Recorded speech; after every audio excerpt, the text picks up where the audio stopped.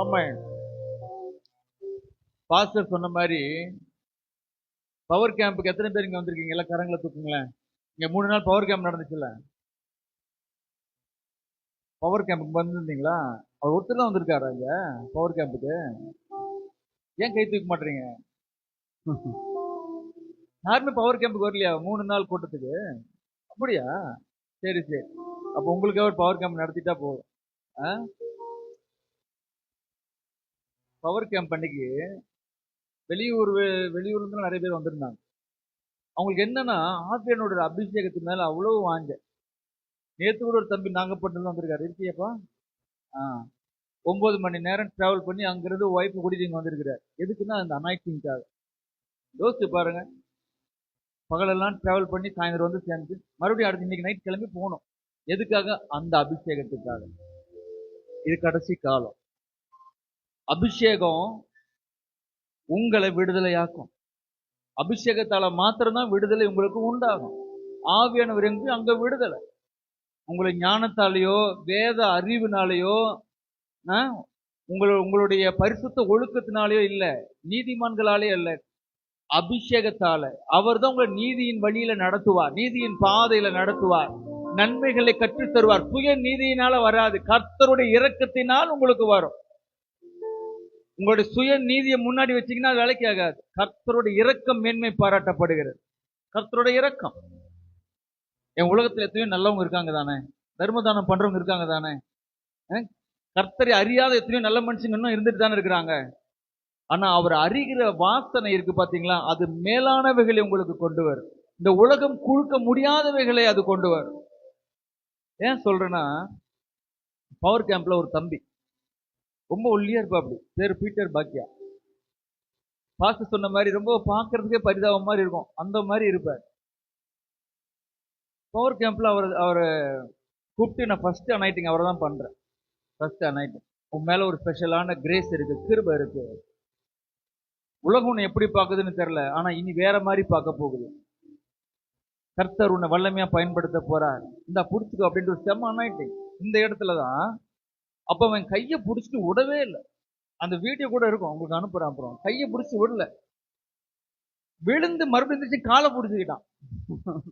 என்னை பிடிச்சி இழுக்கிற அந்த அபிஷேகத்துல எனக்கு வேணும் அப்படின்னு அவரு அப்படி ஒரு பிடிவாதம், அப்படி ஒரு கர்த்தர்கிட்ட ஒரு மன்றாடி வாங்கின ஒரு அபிஷேகம், கதறி கதறி வாங்கின அபிஷேகம். எப்படி விடுவார்? அபிஷேகம் எவ்வளவு வாஞ்சல்ல. ஏன்னா இன்னைக்கு நமக்கு எளிதாய் கிடைக்கிறது, எளிதாய், மிக எளிதாய். உங்களை அழகா உள்ள வந்து உட்கார வச்சு ஃபேன் காத்து போட்டு நல்ல சில்லுன்னு ஒரு கிளைமேட்ல அழகா வார்த்தையோட ஆவியானவர் உங்களுக்கு கிடைக்கிறார். ஆனா வெளியூர்ல இருந்து வெளிநாடுகள்ல இருந்து வந்தவங்களுக்கு தான், வெளிநாட்டுல இருந்தெல்லாம் வராங்க இந்த அபிஷேகத்துக்கு. திரும்ப உங்களுக்கு மலேசியால இருந்து, ஸ்ரீலங்கால இருந்து நம்ம வீட்டுக்கு வந்து 2 நாள் இருந்து இந்த அபிஷேகத்தை அப்படியே கதறி கேட்டு வாங்கிட்டு போறாங்க. ஏன்னா அவங்களுக்கு தெரியும் அபிஷேகத்தாலதான் ஜெயம். ஆவியானவர் எங்கேயோ அங்கதான் விடுதலை, நல்லாவே தெரியும். ஆவியானவர் இல்லாம இனி வரும் நாட்கள்ல சத்துருக்களையும் அந்தகார கிரிகளையும் மேற்கொள்ளவே முடியாது. அப்படிப்பட்ட காலம் இது, கடைசி காலம். இன்னைக்கு இந்த தம்பி வந்து கர்த்தர் வல்லமையா பயன்படுத்துறார். அதே போல சுரேஷ் அவ்வளவு வல்லமையா போன் பண்ணி ஒவ்வொரு கருத்தும் சொல்லுவாங்க. அண்ணா நாங்க போனாலே பிசாசுகளா நடுங்குதுண்ணா, சர்ச்சுக்குள்ள போனவனுமே கதறிக்கிட்டு இருக்குண்ணா. கேட்கும் போது ஒரு ஆவிக்குரிய தகப்பன் எனக்கு எவ்வளவு சந்தோஷமா இருக்கும். நம்ம சரியான நல்ல நிலத்துலதான் விதைச்சிருக்கோம். ஏன்னா எல்லாருமே அபிஷேகத்தை வாங்குறாங்க, சரியா? எல்லாரும் வாங்குறாங்க, எல்லாருமே அந்த மாதிரி பயன்படணும்னு எனக்கு ஆசை. ஆனா சிலதுங்க தான் துளிர் விட்டு எழும்பி கர்த்தருக்கு வல்லமையா பயன்படுத்தும். ஆனா இன்னும் ஒரு நாட்கள்ல இந்த கிருபையை விட்டுறாதீங்க, உங்களுக்குன்னு வச்சுக்காதீங்க, உங்களுக்குன்னு இந்த ஆசீர்வாதத்தை வச்சுக்காதீங்க. மற்றவர்களையும் ஆசீர்வதிங்க, மற்றவர்களையும் வாழ்த்துங்க, மற்றவர்களுடைய பிசாசுகளை விரட்டுங்க, மற்றவர்களுடைய காரியங்களுக்காக மன்றாடுங்க, மற்றவர்களுக்கு சுகப்படுத்துங்க. எத்தனை நாளைக்கு தான் தனக்குனே ஓடுவோம் இல்லையா? மற்றவர்களுக்கு என்னைக்கு மற்றவர்களுக்குன்னு சொல்லி நீங்க வாழ ஆரம்பிக்கிறீங்களோ அன்னைக்கே தெரிஞ்சுக்கோ கர்த்தர் உங்க வாழ்க்கையை முழுவதும் பொறுப்பெடுத்துக் கொள்வார். என்னைக்கு மற்றவர்களை ஆசீர்வதிக்கிறீங்களோ கர்த்தர் அன்னைக்கு அளவு கடந்து ஆசீர்வதித்தால் கர்த்தர் உன்னை நிரப்புவார். ஆமா, உண்மைதான் சொல்றேன். உங்க மனசுல சுயநலம் இல்லாம மற்றவர்கள் நேசிக்கிற பக்குவம் வரும் பாத்தீங்களா, அது ஆவியின் கனியால தான் முடியும். உங்களுக்குள்ள அந்த பக்குவம் இல்லைன்னா ஆவியின் கனி இல்லைன்னு அர்த்தம். மற்றவர்களை வாழ்த்தி மற்றவருடைய வாழ்க்கையை பார்த்து அவங்களுடைய ஆசீர்வாதத்தை பார்த்து சந்தோஷப்படுகிற ஒரு பக்குவத்துக்குள்ள கர்த்தர் உங்களை கொண்டு வந்திருக்கிறாருன்னா கர்த்தர் அது நல்ல இருதயமாக பார்க்கிறார். இது நல்ல நிலம், இது நல்ல நிலம், இதுல எதை போட்டாலும் விளையும். நான் கொடுக்கறது எதையும் இது விளைவிக்கும். அது நல்ல மண். ஆமென், ஆமென். இன்னைக்கு பார்த்து சொன்ன மாதிரி கசப்பு, போட்டி, பொறாமை, வெறுப்பு, வஞ்சம், தூதுவாது, கள்ளங்கபடு, இது எல்லாம் நமக்குள்ள இருந்ததுன்னா விசேஷமான கர்த்தருடைய பரிசுத்த அந்த அபிஷேகத்தை நமக்குள்ள நிரப்ப முடியாது. அதை வாங்கியும் நம்மளை நம்ம கெடுத்துக் கொள்வோம். புரியுதுங்களா? ஆமென். சிலருடைய முகம் நல்ல பிரகாசமா இருக்கு, பார்த்திருக்க, ரொம்ப நல்லா இருக்கு. நானும் மனைவியும் ஒரு துணி கடைக்கு போனோம், போத்தீஸ் கடைக்கு துணி வாங்க போனோம். லிப்ட்ல ஒரு அம்மா எங்க கூட தான் ஏறிச்சு. அந்த அம்மா முகத்தை பார்த்தா எப்படி இருந்துச்சுன்னா, எரிச்சலுக்கு ஒரு முகம் இருந்தா எப்படி இருக்கும் தெரியுமா உங்களுக்கு? எரிச்சல், அந்த எரிச்சலுக்கு ஒரு முகம் இருந்தா எப்படி இருக்கு தெரியுமா?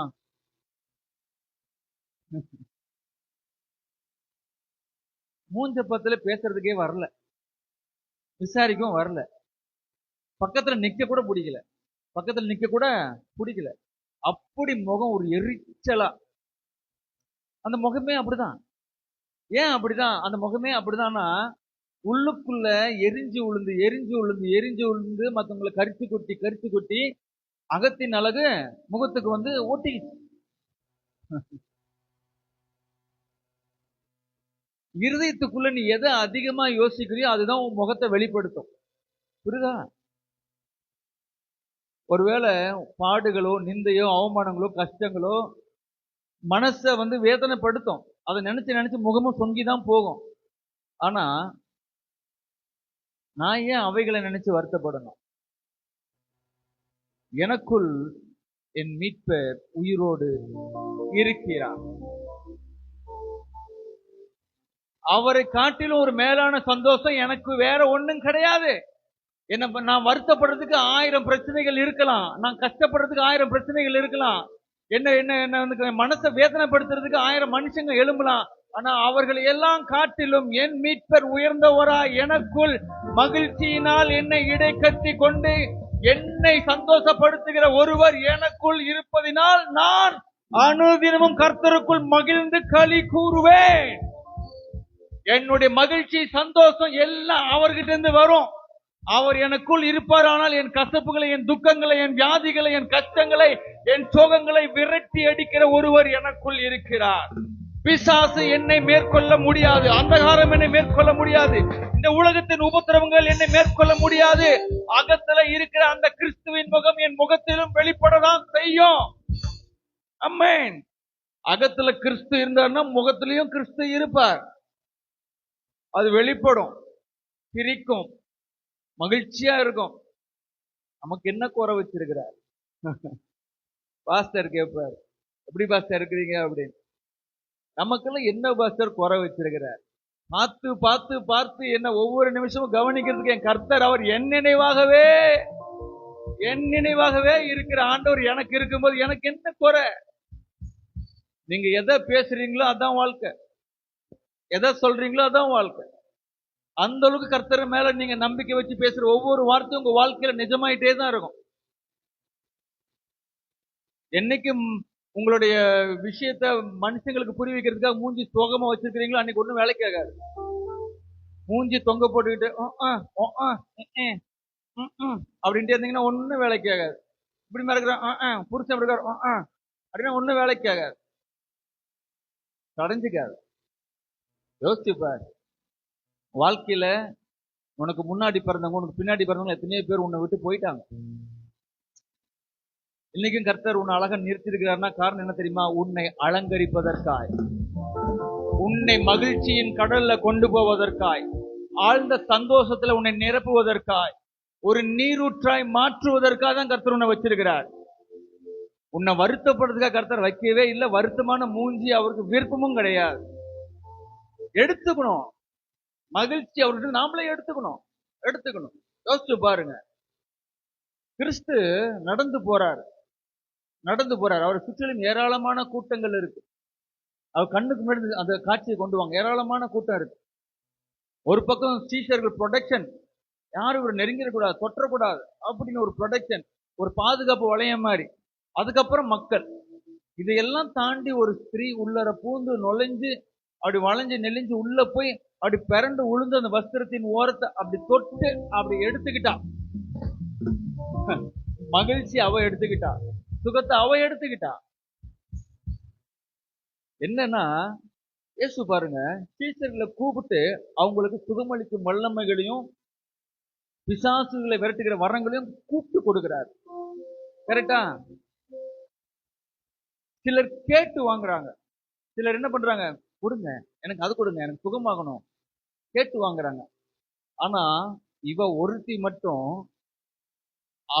அவராவும் கொடுக்கல, இவளும் கேட்கல, தானே எடுத்து ஏன் அப்பாடா எனக்கு செய்வாரு.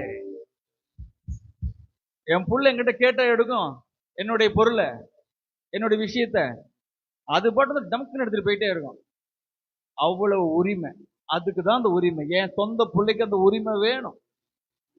உன்னுடைய தகப்பன் கிட்ட, கர்த்தர்கிட்ட, அந்த ஏசப்பா கிட்ட நீ உரிமையா எதையும் எடுத்து கொள்ளலாம், சுதந்திரித்துக் கொள்ளலாம், நீ பெற்றுக் கொள்ளலாம். அதை அவர் விரும்புகிற ஆண்டவர், அதை அவர் ரசிக்கிற ஆண்டவர். உன் விசுவாசம் பெரியது, உன் விசுவாசம் பெருசு. யாருமே பண்ணதையே பார்த்து பண்ணணும்னு நினைக்காத. நீ மற்றவர்களுக்கு ரோல் மாடல் ஆயிரு. இப்படி கூட பண்ணலாமா, இப்படி கூட யோசிக்கலாமா, இப்படி கூட செய்யலாமான்னு ஒரு புதிய விசுவாசத்தின் பாதையை கர்த்தர் உனக்குள்ள வச்சிருக்கிறார். அப்படிதான் அந்த ஸ்திரீ ஒரு விசுவாசத்தின் பாதையா இருந்தா. ஆமென். நேத்து கூட பாருங்க, பிரசங்கிக்கும் போது ஒரு அம்மாவுக்கு பிசாசு கட்டு அவங்க பிள்ளைக்கு இருக்க மாட்டிருக்கு வீட்டுல. அது நமக்கு தெரியல. நான் பிரசங்கிக்கும் போது சொல்றேன், நீ இங்க கர்த்தர்கிட்ட ஒப்புரவானா, நீ இங்க கர்த்தர்கிட்ட உன்னை ஒப்படைச்சினா, கர்த்தருக்க உன்னை சுத்தப்படுத்தி கொண்டீனா, கர்த்தரை நீ இங்க விசுவாசினா, கர்த்தரை நீ இங்க கொண்டாடினா, உன் வீட்டுல ஒரு அற்புதத்தை செய்வார், உன் வீட்டுல ஒரு ஆச்சரியத்தை செய்வார். உன் வீட்டை நினைச்சு வருத்தப்படாது, இங்கே விசுவாசமான வார்த்தைகளை பேசு அப்படின்னு சொல்ல சொல்ல வீட்டுல இருக்கிற பிள்ளையுடைய பிசாசு ஆட ஆரம்பிச்சிருக்கு. அவங்க வீட்டுல இந்த அம்மா போய் பாக்குறாங்க, அந்த வீட்டுல பிசாசு ரொம்ப அழகழிச்சிருக்கு.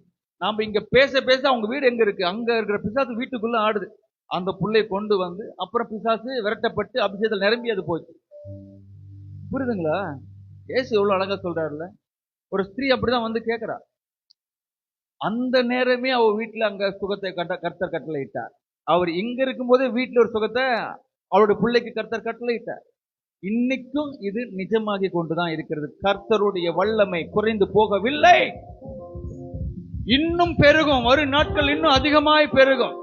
எனக்கு பின்வருகிறவர்கள் என்னிலும் பெரியவைகளை செய்வார்கள், இன்னும் பெருகும். இன்னும் அப்போஸ்தலர் ஊழியத்தை கர்த்தர் நடத்திக்கிட்டு தான் இருக்காரு இந்த பூமியில. என்னன்னா அவங்க வந்து அநேகரால் ஒதுக்கப்பட்டிருக்கிறாங்க. அபிஷேகம் நிறைஞ்சவங்களையும் அற்புதம் செய்யறவங்களையும் பார்த்து இன்னைக்கு அதிகம் சேர்த்திக்கிறது கிடையாது. ஆமா ஆமா. ஆனா ஒரு நாள் வரும், அவங்களையும் தேடுவாங்க. என்ன விடுதலை அந்த அபிஷேகம் பெற்றவங்களால தான் கொடுக்க முடியும். ஒரு நாள் வரும். ஆமென். இன்னைக்கு அபிஷேகம் பெற்ற அந்த மாதிரி வல்லமை பெற்றவர்கள் எல்லாம் ஒதுக்கப்பட்டு கொண்டிருக்கிறாங்க. நல்ல திறமையா பேசுகிற மனுஷங்க நல்லா, ஆனா நிழல்ல இங்க இந்த சபையில தான், நம்ம சபையில தான், நம்ம இங்க நடக்கும்போது நிழல் பட்டு சுகமானவங்க இருக்கிறாங்க, நிழல் பட்டு அபிஷேகத்தில் நிரம்பி விழுந்தவங்க இருக்கிறாங்க. அப்போ சில ஊழியத்தை அப்படியே கர்த்தர் இந்த சபையில செஞ்சார். இந்த சபை மட்டும் இல்ல, நிறைய இடங்கள்ல செஞ்சு கொண்டிருக்கிறார் ஆண்டவர். இதை கேட்கிற யாரா இருந்தாலும் சரி, வேதத்துல படிக்கிறது எல்லாம் வெறும் கதை கிடையாது, அது நிஜமானது. இன்னைக்கும் செய்யறாரு. இனி விசுவாசினா, இப்ப நீ கேட்கும் பொழுது விசுவாசினா, ஒருவேளை ஆன்லைன்ல பார்த்துட்டு இருந்தீங்கன்னா, தேவ பிள்ளைகளா இருந்தீங்கன்னா, உன் மேல இருக்கிற அழைப்பு ஏதோ 10ஓடு 11 உன்னை நடத்துவதற்கல்ல, அப்போஸ்தலரின் ஊழியத்தை கையில் எடுத்து மீண்டும் இந்த உலகத்தின் மனக்கண்களை திறப்பதற்காய், அந்தகாரத்தின் கிரியைகளை அழிப்பதற்காய் கர்த்தர் உன்னை அழைச்சிருக்கிறார். மறந்துடாத. ஆமென். ஏதோ பேருக்கு ஒரு ஊழியம் செய்யறதுக்கெல்லாம் அழைக்கல. அழைச்சாருன்னா கர்த்தர் அவரை போலவே செய்வதற்காக அழைப்பார். ஆமென். அப்படி வாங்க உள்ளுக்குள்ள, அப்படி வாங்க. ஆமென். நாட்கள் பொல்லாதவைகள். ஏன்னா இந்த கடைசி காலத்துல ஆவியானவர் மட்டும்தான் உனக்கு ஒரு நல்ல தெளிவை கொடுக்க முடியும். எல்லா பக்கமும் பயங்கரமான போதனைகள் பெருகிருச்சு. எல்லா பக்கமும் வேற வேற விதமான நூதனமான போதனைகள் பெருகிருச்சு. ஆனா இவைகளுக்குள் உனக்குள் ஒரு தெளிவை ஏற்படுத்தணும்னா மனுஷனால் ஆகாது, அது கர்த்தரால தான் ஆகும். ஆவியானவர் தான் உனக்கு நல்ல தெளிவை கொடுக்க முடியும். அதை புரிஞ்சுக்கிட்டு கடைசி காலத்துல ஆவியானவரும் மனசுக்குள்ள வாங்கிக்கோ, ஏத்துக்கோ, கீழ்ப்படி, வசனத்தை பின்பற்று. ஆமென். வசனத்தை பிடிச்சுக்கோ, வசனத்தை பிடிச்சுக்கோ. தனிமையா உன் அறையில போய் ஆவியானவரோட பேசு. அவருக்கு நல்லா கேட்கும், தெளிவா கேட்கும். முணுமுணுக்கிறதே அவருக்கு கேட்கும். முணுமுணுத்தாலும் கேட்கும், மனசுக்குள்ள நினைச்சாலும் கேட்கும். அதை விட ஷார்ப்பா கேட்கறதுக்கு இந்த உலகத்துல யாருமே கிடையாது. அவ்வளவு ஷார்ப்பா கேட்பார். உனக்கு உடனே பதில் வரல அப்படின்னா கேட்கல அப்படின்னு நினைச்சுக்காத. சொன்னதையே திருப்பி திருப்பி சொல்லணும்னு நினைக்காத. ஒரு வாட்டி சொன்னாலே நல்லா ஷார்ப்பா கேட்கும். அவர் தாமதம் பண்றாருன்னா உன்னை தெரிஞ்சுக்கோ, உன் சத்துருக்கள் முன்பாக பந்தி ஆயத்தப்படுத்துவதற்காக தான் தாமதப்படுத்துறார். உன் சத்துருக்கள் கொண்டு ரவுண்டா நிக்க வைக்கிறதுக்கு ஒரு நாள் வேணும் இல்ல? தாவீதின் நாட்கள்ல கர்த்தர் ஏன் உடனே அவனை தூக்கி கொண்டு நிறுத்தலைன்னா, அவன் சத்துருக்கள் கொண்டு நிறுத்தினார். முதல்ல சத்துருக்கள் மத்தியில பந்தி ஆயத்தப்படுத்தினார். அவன் ஒதுக்கப்பட்ட உடனே வரல. அவன் ஒதுக்கப்பட்டு நிராகரிக்கப்பட்ட பிறகு அவன் மேல இருக்கிற அபிஷேகத்தை எல்லாரும் அங்கீகரிக்கும்படி, எல்லாரும் பார்த்து வெட்கப்படும்படி சத்துருக்களுக்கு முன்பாக கொண்டு அவனை நிறுத்தினார். அதுக்கு ஒரு நாட்கள் தேவைப்பட்டுச்சுல்ல? புரியுதா உங்களுக்கு? ஆமென். சத்தியத்துக்குள்ள போலாம். எல்லாம் ரெடியா இருக்கீங்களா? இது வழக்கமான செய்தி கிடையாது, நேற்று பேசின செய்தியும் கிடையாது. நான் அதுக்கு தான் ஆயத்தமா இருந்தேன் காலையில். ஆனா ஆவியானவர் வேற மாதிரி கொண்டு போக சொல்லியாச்சு. ஆவியானவருடைய நடத்தல் நமக்கு மேலானதா இருக்கும், நமக்கு பிரயோஜனமானதா இருக்கும். ஆமென். ஏன்னா ஆன்லைன்ல பார்த்துட்டு இருக்கிறவங்க இருக்காங்க, எத்தனையோ பேர். அந்த பிள்ளைங்களுக்கெல்லாம் கர்த்தர் இதனால பேச போறார். கர்த்தர் உனக்கு பதில் மாத்திரம் இல்லை, உன் வாழ்க்கையை மாற்றுகிற ஒரு அற்புதத்தை உனக்கு அனுப்பி கொண்டு இருக்கிறார். ஆமென். உன் வாழ்க்கை மாறப்போகுது. நெடுநாளாய் நீ காத்திருந்த காரியம் உன் வாழ்க்கையில அனுபவிக்க போற. அது கிடைக்கும்னு சொல்ல, அவைகளை அனுபவிக்க போகிறார். ஆமென். ஆமென். அது உன் பிள்ளையுடைய வாழ்க்கையா இருக்கலாம், இல்ல உன்னை குறிச்சு, உன்னுடைய சரீரத்தை குறித்து சில வேதனைகள் உனக்கு உண்டாகலாம். உன் சரீரத்தை குறிச்சுலாம் நீ பயப்படாத. சரீரத்துல ஒரு பொருட்டாவே நினைக்காத. அது கர்த்தருடையது, அது கர்த்தர் உனக்கு உண்டாக்குனது. அந்த சரீரத்துக்குள்ள உன்னை வச்சிருக்கிறார். உன் நிமித்தம் உன் சரீரம் ஆசீர்வதிக்கப்படும். உன் நிமித்தம். ஆமா, ஏன்னா உனக்குள் இருக்கிறவர் நல்ல கரங்களை நல்லா தட்டி பயப்படாதீங்க.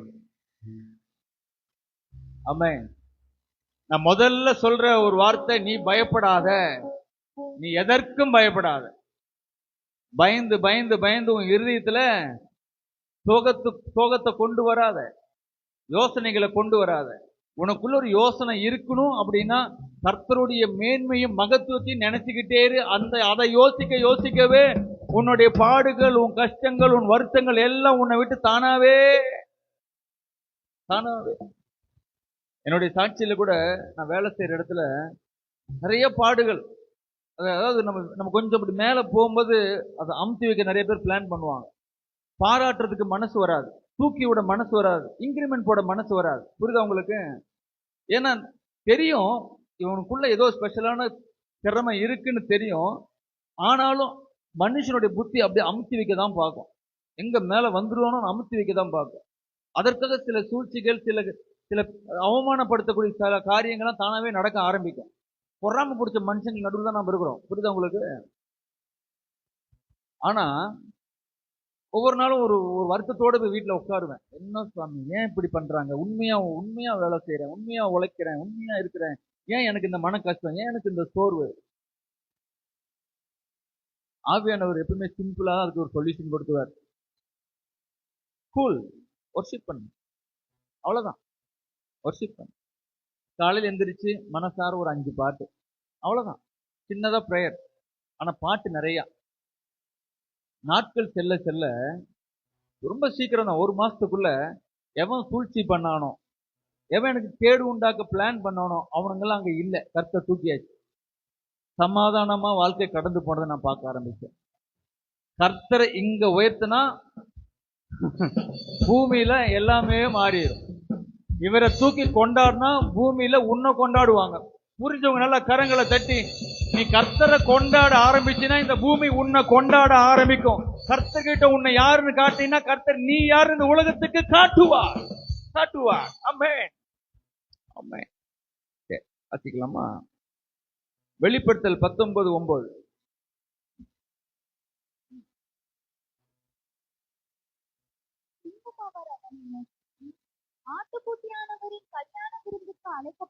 ஆட்டுக்குட்டியானவரின் கல்யாண விருந்துக்கு அழைக்கப்பட்டவர்கள் பாக்கியவான்கள் என்று எழுது என்றார். போதும். நமக்கு ஒரு கல்யாண விருந்து பரலோகத்துல இருக்கு, ஆகாயத்துல இருக்கு. சரியா? நமக்கு ஒரு அற்புதமான விருந்து இருக்கு. ஆனா அந்த விருந்துக்கு தகுதியானவர்கள் யார்? இல்லையா? நீங்கள் பூமியில் எவைகளை கட்டுகிறீர்களோ அவைகள் பரலோகத்தில் உங்களுக்கு கட்டப்படும். பூமியில நம்ம எதை விதைக்கிறோமோ அதுதான் பரலோகத்துல. பூமியில் நம்ம எப்படி வாழ்றோமோ அதுதான் நமக்கு பரலோகத்துல. அப்போ அனுதினமும் நம்மளுடைய வாழ்க்கை கர்த்தர் புடமிட்டு தெரிந்து கொள்ளுகிறார். ஃபர்ஸ்ட் நம்ம யாருன்னு புரிஞ்சுக்கிட்டோம்னா அடுத்தது ஈஸியா இருக்கும். சரியா? அழகா உங்களுக்கு புரியுற மாதிரி சொல்றேன். நீங்க எடுக்கிற டிசிஷன் அவ்வளவு முக்கியமான ஒண்ணு. டிசிஷன் தான் முக்கியம். கர்த்தர் உங்களுடைய டிசிஷனை எதிர்பார்க்கிறார், உங்களுடைய தீர்மானத்தை எதிர்பார்க்கிறார். உங்களுடைய தீர்மானத்தின் பொறுத்துதான் உங்களுடைய வாழ்க்கை, உங்க ஆசீர்வாதம் எல்லாமே இருக்கு. நீங்க எடுக்கிற தீர்மானம், எதை எடுக்கிறீர்கள், எதை எடுத்துக்கொள்கிறீர்கள். ஏன்னா இந்த காலத்துல தவறெல்லாம் செஞ்சுட்டு பிசாசு மேல பழி போடுறது உண்டு. பிசாசு என்ன வஞ்சிக்கிட்டான், பிசாசு எப்படியோ வந்து எனக்குள்ள பூந்து என்ன வந்து வஞ்சிக்கிட்டான் பிரதர், இல்லாட்டி நான்லாம் இப்படிலாம் செய்யறவனே கிடையாது அப்படி சொல்லுவேன். கர்த்தர் நினைச்சிருந்தா அதை தடுத்து இருக்கலாமே, கர்த்தர் நினைச்சிருந்தா அவரை நிறுத்தி இருக்கலாமே, கர்த்தர் நினைச்சிருந்தா என் வாழ்க்கையே இப்படி போயிருக்க போகுது, அவர் நினைச்சிருந்தா என் வாழ்க்கையை மாற்றி இருக்கலாமே, கர்த்தரையும் குறை சொல்வது உண்டு. பாயிண்ட்டுக்கு வரேன். ஏதேன் தோட்டத்துல நன்மை தீமை அறியத்தக்க ஒரு கனியை உண்டாக்கி அவர் என்ன சொல்றார் கர்த்தர்? நீ அத சாப்பிடாத, சாப்பிட்டீங்கன்னா சாவ. கர்த்தர் என்ன சொன்னார்னா ஆலோசனை தான் சொன்னார். ஏன்னா அவர் ஆலோசனை கர்த்தர், ஆலோசனை தான் சொன்னார். சரியா? சாப்பிடாதடா, சாப்பிட்டீங்கன்னா அவ்வளவுதான், முடிஞ்ச நீ அப்படின்னு ஆலோசனை சொல்றார். பிசாசு என்ன சொல்றான்? கனியை பறிச்சு ஊட்டி விட்டானா பிசாசு? சாப்பிடு ஏவாளே, ரொம்ப டேஸ்டா இருக்கும் அப்படி எப்படி ஊட்டி விட்டானா? கம்பல் பண்ணானா? பிசாசு கம்பல் பண்ணானா? இல்ல நீ சாப்பிட்டுதான் ஆகணும் அப்படின்னு ஊட்டி விட்டானா? எதுவும் பண்ணல. இல்ல சாப்பிடு, வேற லெவல்ல இருக்கும், அப்படியே நீ பரலோகத்துக்கு போற மாதிரி இருக்கும் வாழ்க்கை, அவ்வளவுதான். ஆனா சுயமாய் முடிவு எடுத்தது யாரு? டிசிஷன் எடுத்தது யாரு? அப்ப யாருக்கு தண்டனை? புரியுதா உங்களுக்கு? அதனாலதான் ஆத்மா தண்டிக்கப்படுகிறது. உனக்குள்ள ஒரு சுய சித்தத்தை கர்த்தர் வச்சிருக்கிறார்.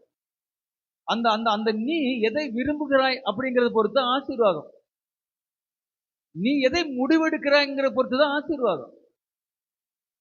இது எனக்கு விடவே முடியல பிரதர், இந்த பாவம் மட்டும் எனக்கு என்னால அந்த நேரம் வந்துச்சுன்னா கண்ட்ரோல் பண்ணவே முடியல, அந்த பாவத்துல நான் விழுந்துடுறேன், சரக்கு அடிச்சிடறேன், இச்சையில விழுந்துடுறேன், என்னால கண்ட்ரோல் பண்ணவே முடியல, பிசாசு என்ன செய்யறது நீ பிசாசு மேல பலி போடுறியா? பிசாசு அழகா மொபைல கவர்ச்சிகரமான போட்டோக்கள் எல்லாம் காட்டுவான், இச்சைகளை காட்டுவான், ஆடம்பரமான வாழ்க்கையை காட்டுவான். உன்னை தூண்டி விடுறதோட அவனுடைய வேலை முடிஞ்சுது. தூண்டின பிறகு முடிவு எடுக்கிற பார், ஓகே இதை நம்ம செஞ்சிருவோம், அப்புறம் கர்த்தர்கிட்ட நம்ம மன்னிப்பு கேட்டுப்போன்னு இறங்குற பார், முடிவு எடுக்கிறது நீ. அந்த முடிவுக்கு பின்பாக தான் தண்டனைகள். புரியுதா உங்களுக்கு? கர்த்தருடைய கோபத்துக்கு ஆளாகிறது அங்கதான். நீ பரலோகத்தின் பாதையை விட்டு நீ விலகி போறது அங்கதான். புரியுதா? பரலோகத்தை விட்டு வழி விலகி போறது அங்கதான். கர்த்தர் ஆலோசனை சொன்னாரு தானே, வேண்டாம் அந்த மாதிரி காட்சிகளை பார்க்காத, வேண்டாம் அந்த மாதிரி நீ யோசிக்காத, வேண்டாம் நமக்கு அந்த ஆடம்பரம் இப்ப தேவையில்லை, வீண் பெருமை நமக்கு இப்ப தேவையில்லை. அந்த பெருமைக்காக ஒரு காரை வாங்கி மாசம் இஎம்ஐ கட்டுறங்கிற பேர்ல நீ கஷ்டப்பட்டு போராடிட்டு இருக்கிற வாழ்க்கை இப்ப தேவையில்லை. கொஞ்சம் பொறு. பெருமைக்காக அவன் வாங்கிட்டான் இவன் வாங்கிட்டான் உடனே நீயும் ஓடி போய் கடனை உடனே வாங்கி மாட்டிக்காத. அவன் வீடு கட்டிட்டான் இவன் வீடு கட்டிட்டான் நீயும் பெரிய பாதாளத்துல போய் உடனே போய் விழுந்துடாத. பெருமைக்காகலாம் போகாதுன்னு சொல்லியும் இல்ல இல்ல நான் பார்த்துப்பேன், இல்ல இல்ல நான் செஞ்சுப்பேன், இல்ல இல்ல டிசிஷன் எடுத்தது நீ. அப்படி அப்படி அப்படி அப்படி போகணுங்கிறதுக்காக டிசிஷன் எடுத்தது நீ, முடிவு எடுத்தது நீ. அப்புறம் எதுக்கு நீ கர்த்தரை சொல்ற? கர்த்தர் தடுத்திருக்கலாம் இல்ல, அவருக்கு சித்தமா இருந்தால் அது ஏன் நடத்தி இருக்கணும்? அப்போது சித்தம் தானே. ஏய், செஞ்சது நீ. அவர் உனக்குள்ள பேசாமையா இருந்தாரு, உள் உணர்வுல உன்னோடு உன்னோடு உன்னை எச்சரிக்காமையா இருந்தாரு. பிசாசம் அழகா காட்டினா ஓகே, அவனுக்கு குழியில போய் தள்ளுறதா அவனுடைய வேலை. கஷ்டப்பட்டு உளையான சேத்துல இருந்து மேல எந்திரிச்சு சுத்தப்படுத்தி பரிசுத்தப்படுத்தி அழகா ஒரு ஆலயத்துல அலங்காரமா அப்படி நிறுத்தி இருப்பார் ஆண்டவர். மறுபடியும் பிசாசு கொஞ்சம் கொஞ்சமா புத்திய பின்னாடி தள்ளி மண்ணான விஷயத்தை யோசிக்க வச்சு உலகத்தின் பெருமைகளையும் ஜீவனத்தின் காரியங்களையும் எல்லாம் காட்டி மறுபடியும் நிறுத்திட்டு போய் குழிக்குள்ள தள்ள வச்சு உன் மூஞ்சி குரங்கு மாதிரி ஆச்சு. உன் மூஞ்சி பார்த்தாலே பிசாசு மாதிரி தெரிய ஆரம்பிச்சிடும். முகத்தை பார்த்தாலே பிசாசு தெரியும், இதுக்குள்ள பிசாசு தாண்டா. அந்த அளவுக்கு மாத்தி வச்சிருவான் பிசாசு, மறுபடியும் தள்ளிடுவான். டிசிஷன் நாம எடுக்கணும். அது கர்த்தர் இப்படியே பார்த்துட்டு இருப்பார். என் புள்ள இந்த விஷயத்தை எப்படி ஹேண்டில் பண்ண போகுது. ரட்சிப்புக்கு பிறகு சோதனை இல்லை நினைக்காதீங்க. ரட்சிப்புக்கு முன்பவும் பாவங்கள் அனைத்தும் கர்த்தர் மன்னித்தார். ரட்சிக்க பின்பு உங்களோட டிசிஷனை கர்த்தர் வாட்ச் பண்ணிக்கிட்டே இருக்கிறார். எதை நோக்கி நீ போற? பரலோகத்தை நோக்கி வந்துட்டே இருக்கிறியா? என் ஆலோசனையின் சத்தத்தை நீ கேட்டுக்கிட்டே இருக்கிறியா? நான் உங்ககிட்ட பேசுறத ஷார்ப்பா கவனிச்சுக்கிட்டே இருக்கிறியா? அதுக்கு நீ கீழ்படுறியா? ஒரு நாளைக்கு உங்களுக்கு எத்தனை பிரச்சனைகள் வரும்? எப்படி வேணாலும் வரும். திடீர்னு நீங்க வேலை செய்யற இடத்துல 5000 ரூபாய் கையில கொடுத்து இது வச்சுக்கோங்க, எனக்கு இந்த காரியத்தை முடிச்சு கொடுங்க அப்படின்னு ஒரு பிரச்சனை வரும். சிலருக்கு அது பிரச்சனை இல்லை. சூப்பர் லக்கு, நமக்கு வந்துச்சு பாரியா 5000 காலையிலேயே, சூப்பர் ஸ்தோத்திரம் சுவாமி, 5000 வாங்கி உள்ள போட்டுட்டு லஞ்சம் கையெழுத்து போட்டுட்டு கொடுத்துருவோம். அந்த டிசிஷன்ல நீ தோத்து போயிட்ட, பணம் உன் கண்ணை மறைச்சிடு. சிலர் இன்னைக்கும் சொல்றேன், ரேஷன் கார்டுல அந்த 1000 ரூபாய் வாங்குறதுக்கு, கவர்மெண்ட் உடைய அந்த 1000 ரூபாய் பணத்தை வாங்குறதுக்கு பொய் சொல்லி என் புருஷன் அப்படி இருக்காரு, என் வீடு இப்படி இருக்கு, எனக்கு வருமானமே இல்லை, அதுவே இல்லை, இதுவே இல்லை, கஷ்டம் நஷ்டம், பஞ்சப்பாட்டு பாடி பிச்சை எடுக்காத குறையா அங்க கையெழுத்து வாங்கி இங்க கையெழுத்து வாங்கி கொண்டு போய் கொடுத்து மாசம் வர அந்த 1000 ரூபாய்க்கு பின்னாடி அந்த டிசிஷன் கர்த்தர் பார்த்துட்டு தான் இருக்கிறார். உன் முடிவை நீங்க என்னதான் ஆவியில நிரம்பி என்னதான் பிரசங்க கேட்டாலும் புத்தி, மனுஷன் புத்தி மறுபடியும். அதனாலதான் சொல்றேனே, கர்த்தருடைய வித்து வேற. உன் வித்துக்கும் அவர் வித்துக்கும் பகை உண்டாக்குவேன். இந்த பூமியில பிசாசுகள் வித்துக்களும் இருக்கு, ஆனா கர்த்தருடைய வித்துக்களா இருங்க. உங்களுக்கு நேரிடுகிற ஒவ்வொரு சோதனையிலையும் நீங்க யாருன்னு காட்டுங்க. உங்களுக்கு வருகிற ஒவ்வொரு சோதனையிலும் உங்களுடைய டிசிஷன் ரொம்ப முக்கியம். நோ, நெவர், நான் செய்ய மாட்டேன், நான் அப்படி இல்லை, எனக்கு உண்டான நன்மை பூமியில இல்ல பரலோகத்துல இருந்து வருது. அது யாரு தடுத்தாலும், யாரு கொடுக்காவிட்டாலும், எவன் ரெக்கமெண்ட் பண்ணாவிட்டாலும், யாருடைய தெய்வம் மனுஷனோட இல்லைனாலும் கர்த்தர் எனக்காய் வழக்காடுவார், என் நீதியை முன்வைப்பார், கர்த்தர் எனக்காய் பரிந்து பேசுவார். ஆமென். ஏன்னா எனக்கு முன்பாக அவருடைய சமூகம். ஆமென், ஆமென், ஆமென். டிசிஷன் காலையில இருந்து நைட் வரைக்கும் உங்களோட டிசிஷன். ஒரு விஷயம் உங்ககிட்ட வருதுன்னா ஃபர்ஸ்ட் யோசிக்கணும், கர்த்தரை நான் இதுல எப்படி மகிமைப்படுத்த போறேன். ஒருத்தங்களை பார்த்தோன்னே திருப்பி உடனே வரும், மகிழ்ச்சியா இருக்கும். சொந்த பிள்ளைகளையே மற்றவங்களே பார்க்கும்போது மகிழ்ச்சி வரும். யாரையாவது ஏதோ ஒண்ணு பிடிக்கலன்னா அவங்களை பார்க்கும்போது இல்ல மூஞ்சி உருன்னு வச்சுட்டு ஒண்ணு தெரியாத மாதிரி, பார்த்தும் பார்க்காத மாதிரி அப்படியே போயிடுறது, அப்படியே பார்த்தும் பார்க்காத மாதிரியே போயிடுது. ஏன்னா உள்ளுக்குள்ள அப்படி.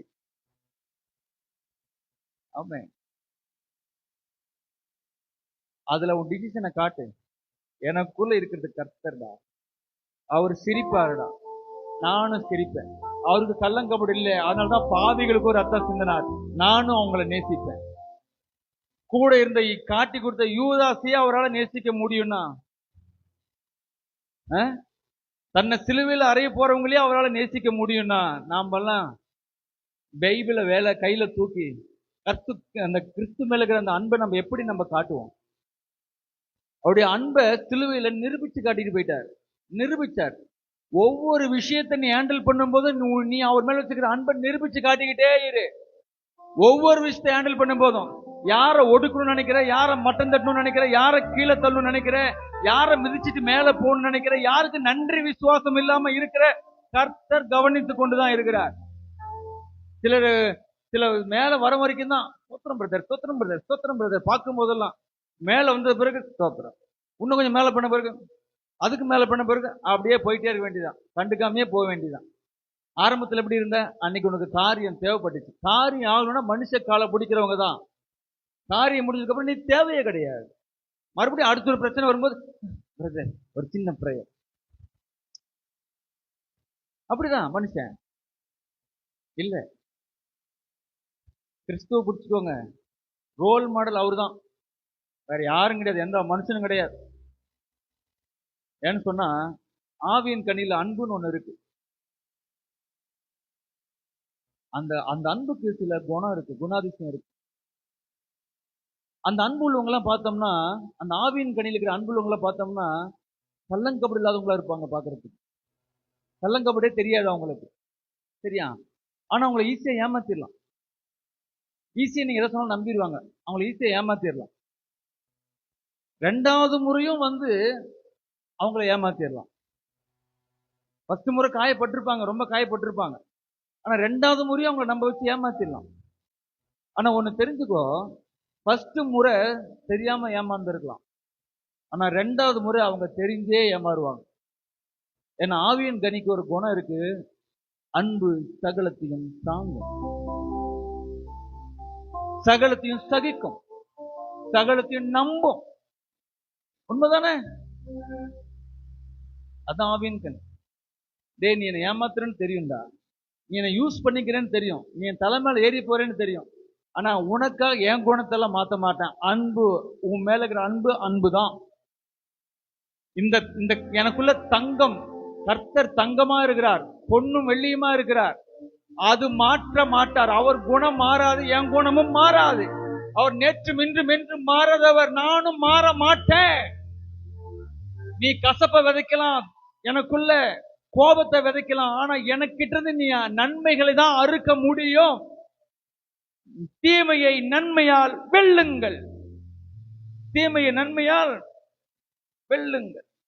ஆமா, ஒருவேளை அந்த நேரத்தில் மனசு கஷ்டமா இருக்கும், ஆனா கர்த்தர் உன்னோட அந்த அன்று இரவு உன்னோட உறவாடுவார் பாத்தியா, அந்த சந்தோஷத்துக்கு ஈடாய் என்னத்தை கொடுப்பேன் நான். மாணிக்க தேரினில் காணிக்கை தந்தாலும் உமக்கது ஈடாகுமா, உலகமே வந்தாலும் உறவுகள் நின்றாலும் உமக்கது ஈடாகுமா. ஈடே, அந்த அன்புக்கு ஈடே இந்த உலகத்துல வச்செல்லாம் நீ மாணிக்க தேரே இருந்தாலும் சரி, அந்த அன்புக்கு ஈடே இல்லை. அந்த அன்புடா எனக்குள்ளேயும் ஓடுது, அந்த ரத்தம் எனக்குள்ள ஓடுது. அவருடைய புள்ள நானே, அவருடைய புள்ள நானே. ஆமா, உங்க முகத்தெல்லாம் மாத்திருங்க இனிமேல், சரியா?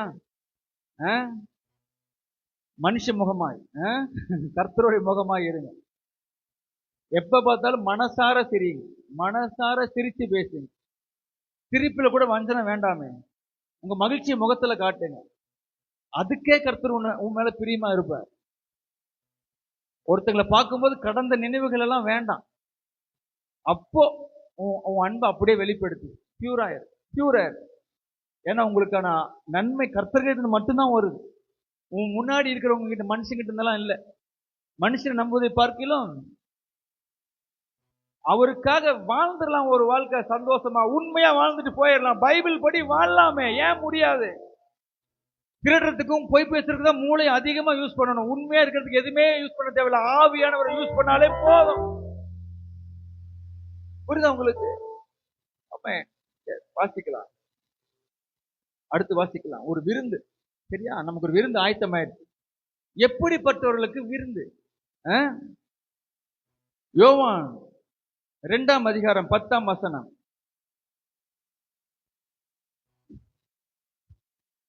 இந்த மனுஷன் முன்பு நல்ல திராட்சை ரசத்தை கொடுத்து ஜனங்கள் திருப்தி அடைந்த பின்பு ருசி குறைந்ததை கொடுப்பான்.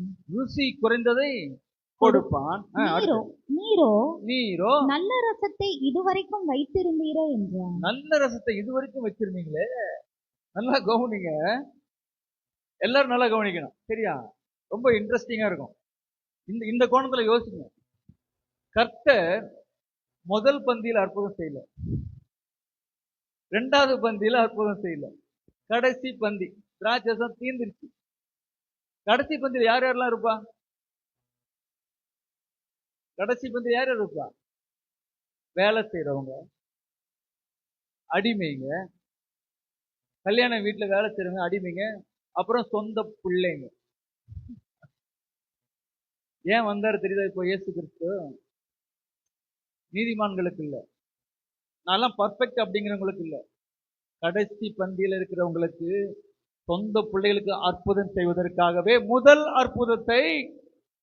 அற்புதத்தை தண்ணீரை திராட்சரசமா, அது 2வது அற்புதம் மிக சிறந்த ஒன்று, அதாவது கடைசி அற்புதம் மிக சிறந்த ஒன்றாயிருந்தது.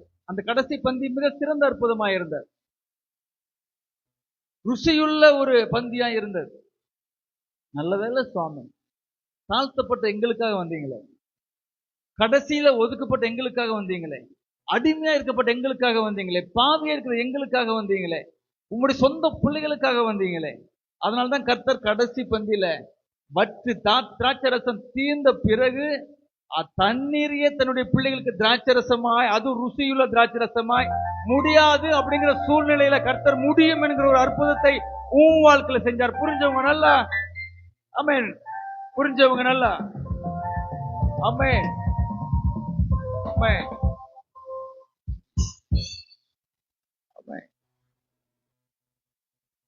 இந்த உலகம் நமக்கு நம்ம ஒதுக்கி வைக்கலாம், தட்டி வைக்கலாம், ஓரங்கட்டலாம். இவங்களுக்கெல்லாம் நம்ம கூட உட்காந்து சரிசமா சாப்பிட்றதுக்கெல்லாம் இவங்களுக்கெல்லாம் தகுதி இல்லடா, அப்படி இவங்களெல்லாம் நம்ம வீட்டில் நல்லது கெட்டதுக்கெல்லாம் கூப்பிடுற அளவுக்கு ஒன்றும் ஒர்த்து கிடையாது, இவங்கெல்லாம் நம்ம மதிக்கிற அளவுக்கு ஒன்றும் பெரிய ஆள்லாம் கிடையாது. ஏன்னா பெரிய ஆளுங்களை தானே மதிப்பாங்க. ஒருவேளை உன் சொந்த உறவுகளால, உன் குடும்பத்தால, இல்லை வேலை செய்யற இடத்துல, இல்லை உன் சமுதாயத்துல உன்னுடைய விஷயத்தை பார்த்து உன்னை அப்படியே ஒதுக்கி வைக்கலாம், ஓரம் கட்டலாம், உன்னை வந்து அப்படியே கண்டுக்காம போகலாம். ஆனா கர்த்தருடைய பந்தி உனக்கு ஒண்ணு இருக்கு. அவங்களை காட்டிலும் கர்த்தர் உனக்கு கொடுக்க போறது அதிக ருசி உள்ளதா இருக்கும். அதற்குதான் ஒரு தாமதம். நீ பயப்படாத, எனக்கு முன்னாடி அவன் நல்லா இருக்கான், இவன் நல்லா இருக்கான், எப்போ இருந்து நான் காத்திருக்கிறேன் சுவாமி, நான் எவ்வளவு வேலை செய்யறேன், எவ்வளவு ஓடுறேன், எவ்வளவு உழைக்கிறேன். மரியாள் தனக்குண்டான நல்ல பங்கை தெரிந்து கொண்டா. நான் ஓடுறேன், உழைக்கிறேன். ஆமா, நீ ஓடுற, உழைக்கிற, ஆனா இங்க உட்கார்ந்து கேட்கிற ஒரு புள்ள ஒண்ணு இருக்கு. கேளுங்க, காத்திருங்க, வசனத்தை கேளுங்க, காத்திருங்க. கடைசியில உன்னுடைய உழைப்புக்கு, உன்னுடைய காத்திருத்தலுக்கு, உன்னுடைய ஓட்டத்துக்கு ஒரு நல்ல பங்கு கர்த்தர் வச்சிருக்கிறார். அவருடைய சொந்த பங்கு கர்த்தர் வச்சிருக்கிறார். நல்லா சொல்றேன் பாருங்க. கெட்ட குமாரன் ஓடி போயிட்டான் இல்லையா? ஓடி போகும்போது தன்னுடைய சொத்தை வாங்கிட்டு போயிட்டான். அவன் ஓடி போன பிறகு தகப்பன் போய் பாதி வழியில, ஏன் சொல்ல என்னை விட்டு போற, உன் மேல நான் எவ்வளவு அன்பு வச்சிருக்கேன்டா, நீ அப்படிலாம் போகாதரா அப்படின்னு அவனை கூப்பிட்டு இருந்தா, ஒருவேளை மனசு மாதிரி வரானே வச்சுக்கோங்க, மனசு மாதிரி வரான், சரி அப்பா நம்ம மேல இவ்வளவு அன்பு வச்சிருக்கிறார், வரான். ஆனா அந்த புத்தி என்ன பண்ணும், மறுபடியும் ஓடி போக வச்சிரும். நம்ம உலகத்தை அனுபவிக்கணும் அப்படின்னு மறுபடியும் போக வச்சிரும். அப்பாவுடைய அன்பை புரிஞ்சுக்க முடியாது. ஏன்னா கையில காசு இருக்கு, கையில பணம் இருக்கு. அது இருக்கிற வரைக்கும் அப்பாவுடைய அன்பை புரிஞ்சுக்கவே முடியாது. மறுபடியும் ஓடிடும். அதனால பாருங்க, தகப்பன் அவன் ஓடின பிறகு உடனே எல்லாம் போய் கூப்பிடல, தேடி தொலாவி எங்கடா இருக்கான் அப்படிலாம் போகல, விட்டுட்டார். ஆனா காத்து இருந்தார், விட்டுட்டாரு. ஆனா எதிர்பார்த்து கொண்டு இருந்தார். ஆனா போனவன் எல்லாம் தீந்து தீந்து தீந்து தீந்து பண்ணி தவிடு திங்கும் போது புத்தி வருது. கடைசியில எல்லாரும் கைவிட்டு, எல்லாரும் ஏளனமா நினைச்சு, எல்லாரும் ஒதுக்கி, அந்த கடைசி நிலையில, ஒதுக்கப்பட்ட நிலையில நான் என் அப்பா வீட்டுல இருந்தாலே நல்லா இருந்திருக்கேன். அந்த புத்தி வேலை செய்ய ஆரம்பிக்குது. கர்த்தருக்கு அதுதான் தேவை. முழுசா நீ மனம் திரும்பி வரணும். கர்த்தருக்கு நீ பாதியெல்லாம் வந்துடக்கூடாது, அறகுறையெல்லாம் வந்துடக்கூடாது. கர்த்தருக்கு நீ முழுசா தேவை, முழுசா தேவை. அதனாலதான் விட்டுட்டார் உன்னை. மொத்தமா திருப்பி உன்னை கொண்டு வரைக்கும் கர்த்தர் உன்னை விட்டுட்டார். ஏன்னா அதுக்கப்புறம் வந்தவன் திரும்பி போகவே மாட்டான் பூர்ணமா. யோசிச்சு பாருங்க. இன்னொரு அவருடைய பங்கை குறித்து நான் சொல்றேன் கேளுங்க. அவன் வாங்கிட்டு போனது அவனுடைய பங்கு, குமாரன் வாங்கிட்டு போனது அவனுடைய பங்கு. இப்ப திரும்பி வந்த பிறகு அவனுக்கு ஒரு பங்கு இருக்கு.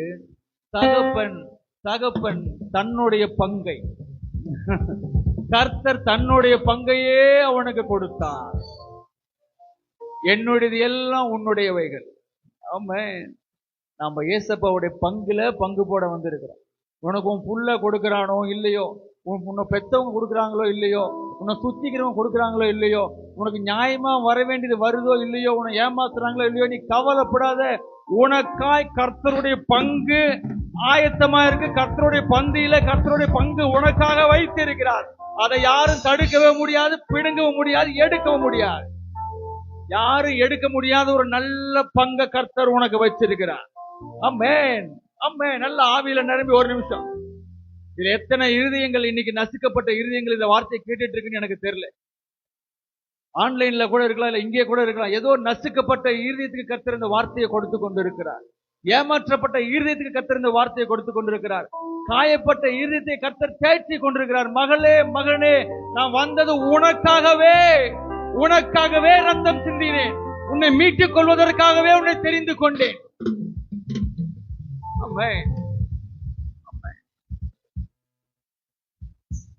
அப்படியெல்லாம் உன்னெல்லாம் விட்டுற முடியாது. அது உன்னை தூக்கி கொண்டு வந்திருக்கேன் உளையான சேத்துல இருந்து. யாரோ சொன்னாங்களோ உன்னை இறக்கியெல்லாம் விட முடியாது. சொல்லுவான், கூட இருக்கிறவன் சொல்லுவான், போட்டு கொடுப்பான். அவன் அப்படி இருக்கான், இப்படி இருக்கான், இப்படி செய்யறான், அப்படி பண்றான், டான்ஸ் ஆடுறான், ஆடுறான், பாடுறான், குதிக்கிறான், இப்படி எல்லாம் ஜபிக்கிறான், இப்படி எல்லாம் பண்றான். டேய், நீ சொல்றீங்கிறதுக்காக மடியில இருக்கிற என் பிள்ளை நான் இறக்கி விட்டுருவேனா? நீ என் பிள்ளைய குறை கண்டுபிடிக்கிறதுக்காக என் பிள்ளைய நான் இறக்கி விட்டுருவேன் என் மடியில இருந்து? நான் ரத்தத்தை சிந்தி நான் மீட்டு கொண்ட என் செல்லோண்டா அது. யாரோ ஒருத்தன் பேச்ச கேட்டு நான் இறக்கி விடுவேன் என் பிள்ளைய? தூக்கி எடுத்த எனக்கு தான் தெரியும் எவ்வளவு நான் அதற்காக பாடுபட்டு இருக்கிறேன்னு. முள்களுக்குள்ள சிக்கப்பட்ட ஆட்டுக்குட்டியை தேடி மீட்டு எடுத்த எனக்கு தான் தெரியும் அதற்காக நான் எவ்வளவு பிரயாசப்பட்டேன்னு சொல்லி. இப்படி எல்லாம் தூக்கி கொண்டு வந்து என் மார்பில வச்சிருக்க என் பிள்ளைய நீ சொல்ற, அவன் சொல்றான், இவன் சொல்றான் அப்படிங்கிறதுக்கெல்லாம் என்னால இறக்கி வைக்க முடியாது. இது என் செல்லம், என் புள்ள.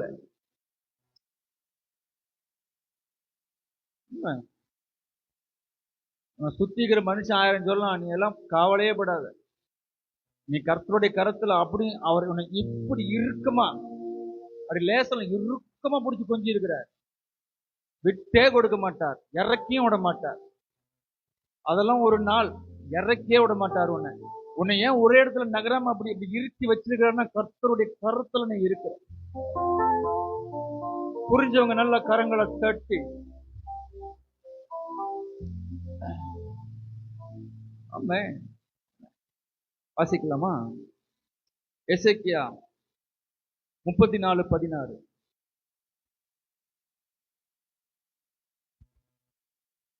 நான் காணாமற் போனதை தேடி, நான் காணாமல் போனதை தேடி, துரத்துண்டதை திரும்ப கொண்டு வந்து, துரத்துண்டதை திரும்ப கொண்டு வந்து, எலும்பு முறிந்ததை காயம் கட்டி, எலும்பு முறிந்ததை காயம் கட்டி காயங்கட்டி நசல் கொண்டதை திடப்படுத்துவேன். நசல் பட்டதை திடப்படுத்துவேன்.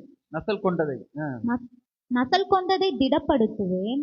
நியாயத்துக்கு தக்கதாய் நியாயத்துக்கு தக்கதாய் அவைகளை மேய்த்து புஷ்டியும் பலமுள்ளவைகளை அழிப்பேன். ஆமா, புஷ்டியும் பலமுள்ளவைகளை அழிப்பேன். நான் தேடி மீட்டு கொண்டு வருவேன். நசல் கொண்டது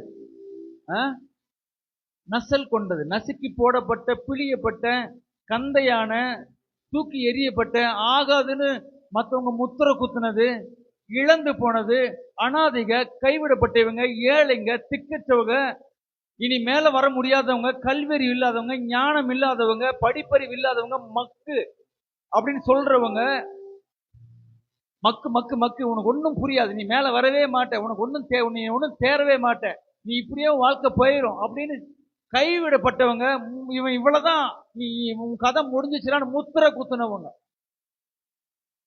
மனுஷங்களால புறக்கணிக்கப்பட்டவங்க. அதுவும் சிலர்லாம் பெருமையில ஆடுவாங்க. என்ன பாத்தியா, நான் பாத்தியா எப்படி இருக்கிறேன் பாத்தியில்ல, நல்ல மண்டைய மூளை யூஸ் பண்ண, அறிவை யூஸ் பண்ண, ஞானத்தை யூஸ் பண்ண. இதுக்குதான் சொன்னேன், இதுக்குதான் அப்படி அன்னைக்கே சொன்னேன், இன்னைக்கே சொன்னேன், அப்பவே அப்படி இரு இப்படி இருன்னு சொன்னேன். உனக்குதான் மண்டையில அறிவு இல்லையே. நான் பாரு, என் செட்டில் ஆயிட்டேன், என் வெயிட்ட பாரு, என் காரை பாரு, என் பேங்க் பேலன்ஸை பாரு, என் ட்ரெஸ்ஸை பாரு, என் ஆடம்பரத்தை பாரு, என் வாழ்க்கையை பாரு, நான் பாத்தியா, நீ பாத்தியா? ஒருவேளை உன்னுடைய ஆசீர்வாதம் தாமதிக்கும், அவ்வளவுதான். ஆனா உன்னெல்லாம் கைவிட மாட்டார். எவன்லாம் உன்னை குறிச்சு தன்னை தம்பட்டம் அடிச்சு பெருமை பேசினானோ அவைகளை கர்த்தர் கடைசி நாள்ல உன்னை தூக்கி அவைகளை உன்னை அதே கண்களுக்கு முன்பாக தூக்கி உயர்த்தி பெருமை பேசினவங்க வாயை அடைக்கத்தக்கதா கர்த்தர் பெரிய காரியங்களை செய்வார். ஆமென். யாரெல்லாம் இன்னைக்கு உன் வாயை அடைக்கிற மாதிரி பெருமை பேசிக்கிட்டு இருக்கிறாங்களோ, சில நேரத்துல மௌனமா இருப்போம். என்ன பண்றதுடா, நீ இன்னைக்கு ரொம்ப ஆடுற, அது காரணம் நல்லா வாழ்ந்துட்டு இருக்கிற, ஆடுற, நீ பேசுற, ஆனா என்னுடைய டைம் இல்லை இன்னைக்கு, அதனாலதான் நான் அடங்கி போயிட்டு இருக்கிறேன், அதனாலதான் மௌனமா இருக்கிறேன், என்னுடைய நேரம் வரல, இவ்வளவு கர்த்தரை மறந்துட்டாரோ தெரியல, இல்ல என் வாழ்க்கை இப்படியே போக போதானும் புரியல, சரி நீ பேசு அப்படின்னு சொல்லி சகிச்சு போறோம் இல்லையா? சகிச்சு போறோம் இல்லையா? சரி ஒரு நாள் கர்த்தர் எனக்கு நீதி செய்வார் அப்படின்னு கடந்து போறோம் இல்லையா? அவனை எதிர்த்து பேசலாம். உங்களை எதிர்த்து பேசுகிறவர்களை நம்மளும் எதிர்த்து பேசலாம். வாய்க்கு வந்தது பேசலாம். அவன் திட்ட மாதிரி நாமளும் திட்டலாம். சரிக்கு சமமா நிக்கலாம், சண்டை போடலாம், எல்லாம் பண்ணலாம். ஆனாலும் கர்த்தரை நம்பி மௌனமா உங்கள் உதவிகளை காத்து கொண்டு நீதியின் பாதையில நீங்க போறீங்க பாத்தியா? மௌனமா இருக்கிறீங்க பாத்தியா? மௌனமா இருக்கிறவனை பார்த்து சத்துருவே நீ அவனை பார்த்து ரொம்ப இலக்காரமா நினைக்காத. அவன் கர்த்தரை நம்பி மௌனமா போறான். அவன் கர்த்தரை நம்பி இன்னைக்கு அமைதியா இருக்கிறான். அவனுக்கு ஒரு டைம் கர்த்தர் வச்சிருக்கிறார். அந்த நேரம் வந்துருச்சுன்னா அவன் பேசுவான், நீ கேட்ப. ஏன்னா கர்த்தர் அவன் வாயை திறக்கும்படி, அண்ணால் சொல்றா, என் பகைஞர்களுக்கு எதிராக என் வாயை திறக்கும்படி செய்தீர். இனி என் பேச்ச நீ கேள்றா. உன் வாயும் கர்த்தர் திறப்பார். அன்னைக்கு உன் ஆசீர்வாதத்தை கண்டு அவன் அடுங்குவான். ஐயோ அவசரப்பட்டு பேசிட்டோமோ, அவசரப்பட்டு வார்த்தையை விட்டுட்டோமோ, எப்படி அந்த அம்மா மூஞ்சில முழிக்கிறது, எப்படி அந்த அங்கிள் மூஞ்சில முழிக்கிறது, எப்படி அந்த அண்ணன் மூஞ்சில முழிக்கிறது, எப்படி அந்த மனுஷன் மூஞ்சில முழிக்கிறது. இன்னைக்கு ஒரு பொண்ணு உன்னோட படிப்பு இல்லை, உனக்கு வசதி இல்லை, உனக்கு பேக்ரவுண்ட்ல உனக்கு சொந்த வீடு இல்லைன்னு சொல்லி உன்னை கல்யாணம் பண்ணிக்க முடியாது, உனக்கு தகுதி இல்லைன்னு தூக்கி எறிஞ்சிட்டு போன பொண்ணு, நீ ஒரு நாள் கல்யாணம் பண்ணி நல்லா வச்சிருக்கிறத பார்த்து இப்படி கல்யாணம் பண்ணிருக்கணும், இவனை கல்யாணம் பண்ணிருக்கணும், இப்படி வாழ்ந்திருக்கணும் பொறாமப்படுற அளவுக்கு கர்த்தர் உன்னை வைப்பார்.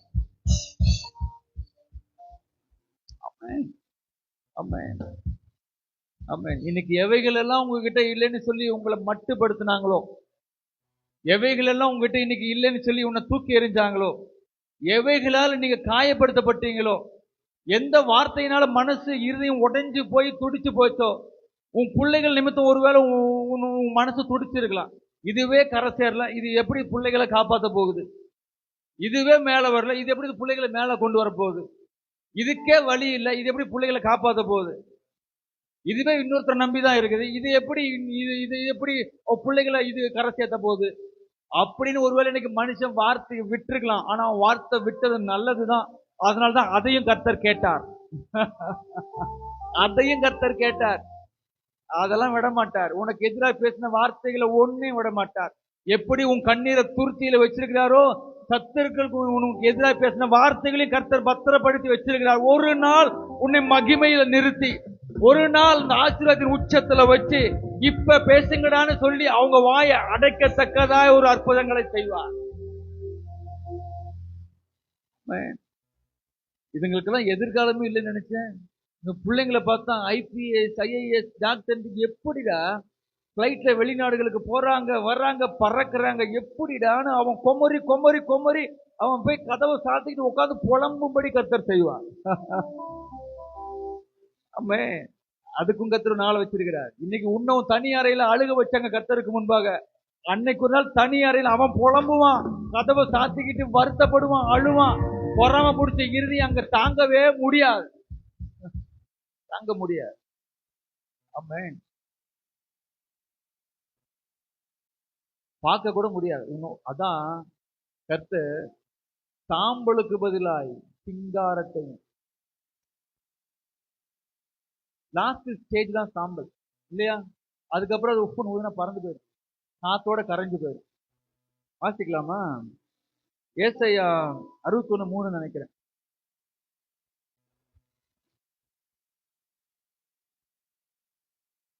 சீயோனிலே துயரப்பட்டவர்களை சீர்படுத்தவும், அவர்களுக்கு சாம்பலுக்கு பதிலாக சிங்காரத்தையும், சாம்பலுக்கு பதிலாக சிங்காரத்தையும், துயரத்துக்கு பதிலாக ஆனந்த தைலத்தையும், துயரத்திற்கு பதிலாக ஆனந்த தைலத்தையும், ஒடுங்கின ஆவிக்கு பதிலாக ஒடுங்கின ஆவிக்கு பதிலாக துதியின் உடையையும் கொடுக்கவும், துதியின் உடையையும் கொடுக்கவும் அவர் என்னை அனுப்பினார். ஆமென். சீயோனில் துன்பப்படுகிறவர்களுக்கு சாம்பலுக்கு பதிலாக சிங்காரம். சாம்பல் எங்க இருக்கு, சிங்காரம் எங்க இருக்கு?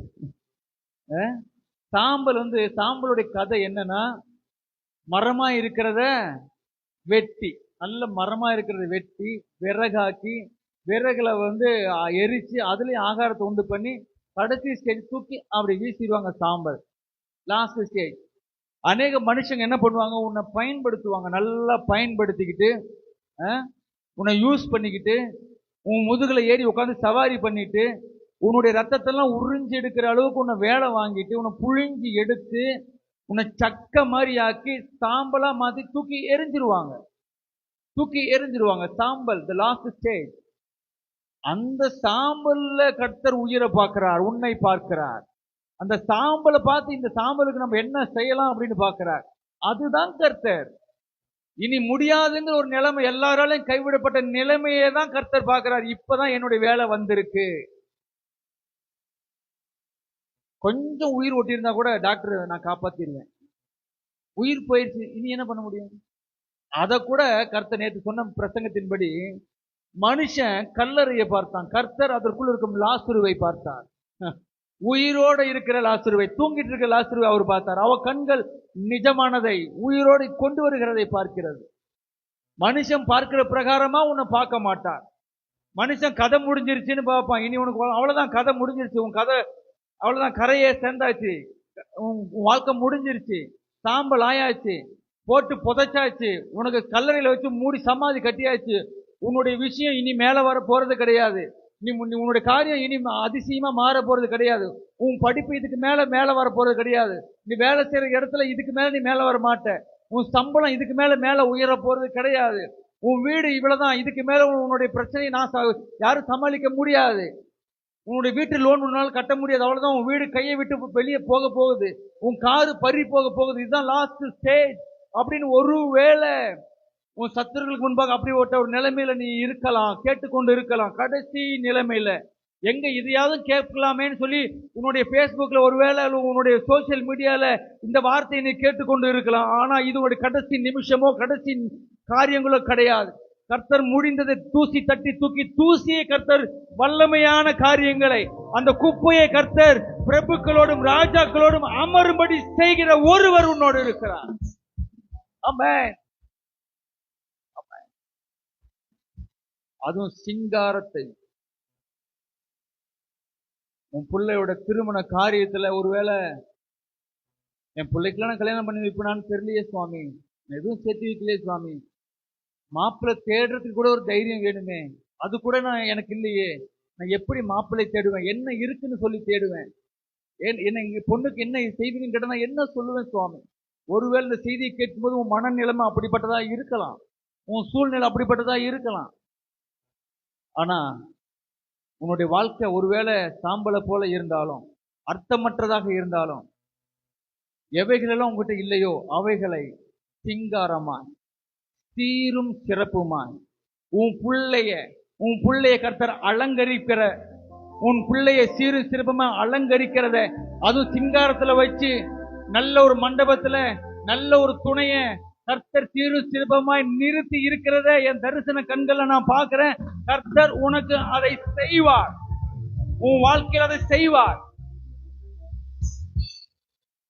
ஒருவேளை இதை பிசினஸ் பண்றவங்க கேட்டுக்கொண்டிருந்தீங்கன்னா, பிசினஸ்ல நிறைய நஷ்டம், கடனுக்கு மேல கடன், பல லட்சங்கள் கடன், இதுல இருந்து நான் மேல வர முடியாது, நான் உள்ள முழுகி போயிட்டு இருக்கிறேன், நான் அழிஞ்சிட்டு இருக்கிறேன், கொஞ்சம் கொஞ்சமா டிஸ்ட்ராய்ட் ஆயிட்டு இருக்கிறேன், நானே ஒரு செல்ஃப் டிஸ்ட்ராய்ட் ஆயிட்டு இருக்கேன், என்னை நான் அழித்துக் கொண்டிருக்கிறேன்.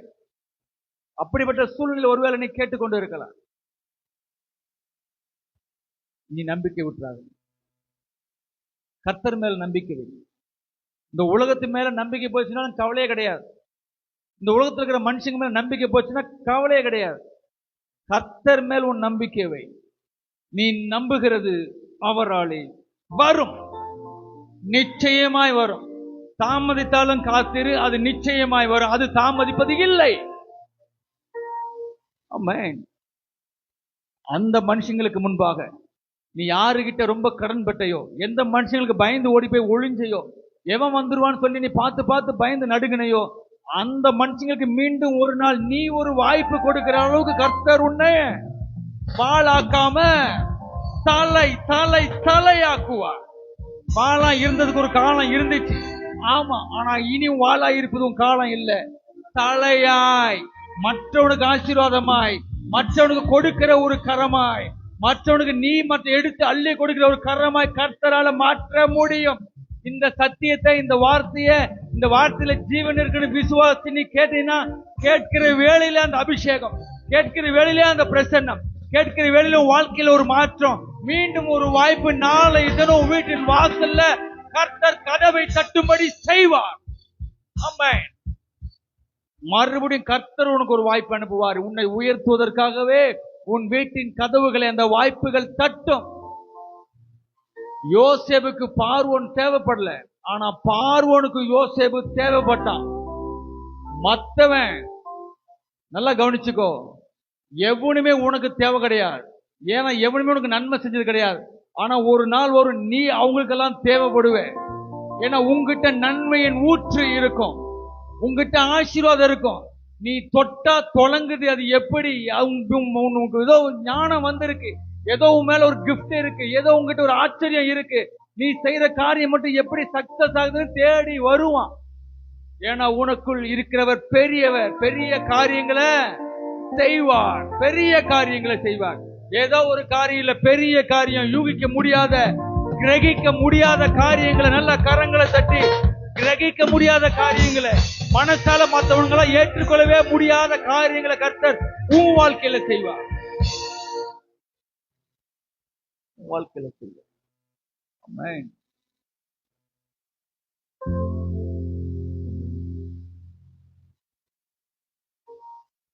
ஆனந்த தைலம். எதுக்கு பதில் ஆனந்த தைலம்?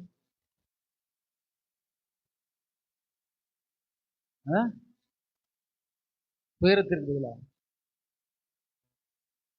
துயரம், துயரமான விஷயங்கள், சில துயரங்கள் மனுஷனால துடைக்க முடியாது. அது நமக்கு தான் தெரியும், நம்ம கடந்து வந்த அந்த வழி, சில இழப்புகள், சில அவமானங்கள். அந்த துயரத்தை பங்கு போடுறதுக்கு ஒருத்தர் வருவார். அவர் பங்கு போட்டாலே போதும், அவர் அந்த கர்த்தர் நம்ம கிட்ட விசாரிச்சாலே போதும், நம்ம கண்ணீரை தொடச்சாலே போதும், வேற ஒன்றும் பெருசா செய்யணும் அவசியம் இல்லை. அவர் என் பக்கத்துல உட்கார்ந்தாலே அது எனக்கு ஆனந்தம். அந்த அபிஷேகம் என் மேல நிரம்பினாலே அது எனக்கு ஒரு ஆனந்தம். அவருடைய ஆவியை எனக்குள்ள நிரப்பினாலே அது எனக்கு ஒரு ஆனந்தம். அந்த அபிஷேகத்தின் தைலத்தை என் மேல ஊற்றினாலே அது ஒரு ஆனந்தம். ஆனந்த தைலத்தால் உன்னை அவர் அபிஷேகிப்பார். உன் துயரத்திற்கு பதிலாய் ஒரு ஆனந்த தைலத்தை கர்த்தர் உன் வாழ்க்கையில கொடுப்பார்.